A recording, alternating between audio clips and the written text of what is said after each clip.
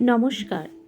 আজকের গল্প অপেক্ষার ২১, কলমে সন্দীপ, কণ্ঠে পূজা। রাত তখন প্রায় ১২টা ছুঁই ছুঁই। ক্যালেন্ডারের পাতায় ধীরে ধীরে বদলে যাচ্ছে তারিখ, ২০ থেকে ২১। জানলার পাশে দাঁড়িয়েছিল নিলয়। চারদিক নিস্তব্ধ, অথচ তার ভেতরে অদ্ভুত এক অপেক্ষা। কাল ২১শে ফেব্রুয়ারি। স্কুলে প্রভাত ফেরি হবে, শহীদ মিনারে ফুল দেওয়া হবে। কিন্তু নিলয়ের মনে হচ্ছে এ যেন শুধু আনুষ্ঠানিকতা নয়, কিছু একটা গভীর অদৃশ্য ডাক। তার দাদু প্রায়ই বলতেন ১৯৫২ সালের ২১শে ফেব্রুয়ারি ছিল রক্তে লেখা ইতিহাস। সেই ইতিহাসের কেন্দ্র ছিল ঢাকা।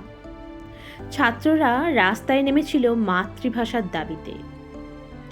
তাদের কণ্ঠে ধ্বনিত হচ্ছিল রাষ্ট্রীয় ভাষা বাংলা চাই। নিলয় চোখ বন্ধ করলে দেখতে পায় পুলিশের বাধা, ১৪৪ ধারা। তবুও এগিয়ে চলা তরুণ মুখগুলো। হঠাৎ গুলির শব্দ, লুটিয়ে পড়লেন সালাম, বরকত, রফিক, জব্বার।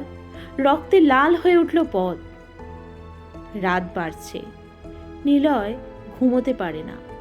তার মনে প্রশ্ন, সেই তরুণেরা কি জানতেন তারা আর ফিরবেন না? তবু কেন এগিয়েছিলেন? ভোরের আলো ফুটতেই মাইকে ভেসে এলো গান, আমার ভাইয়ের রক্তে রাঙানো। নিলয় সাদা পাঞ্জাবি পরে বেরিয়ে পড়ল, হাতে কয়েকটি গাঁদা আর রজনীগন্ধা। পথ জুড়ে মানুষের সারি, নীরব কিন্তু গর্বিত। শহীদ মিনারের সামনে পৌঁছে সে থমকে দাঁড়ালো। মনে হলো এই নীরবতায়ও যেন হাজার কণ্ঠের শব্দ আছে। সে ধীরে ধীরে ফুল রাখল বেদির পায়ে। ঠান্ডা মার্বেলের গায়ে হাত ছুঁয়ে মনে মনে বলল, আমি কথা দিচ্ছি, তোমাদের রক্ত বৃথা যেতে দেব না। তার মনে হলো ২১ মানে কেবল অতীত নয়, ২১ মানে আজকের দায়িত্ব। বাংলা ভাষায় কথা বলা, লেখা, ভাবা সবই এক ধরনের শ্রদ্ধা। ফিরতি পথে নিলয় আকাশের দিকে তাকালো। সূর্য উঠছে ধীরে ধীরে, ঠিক যেমন একদিন রক্ত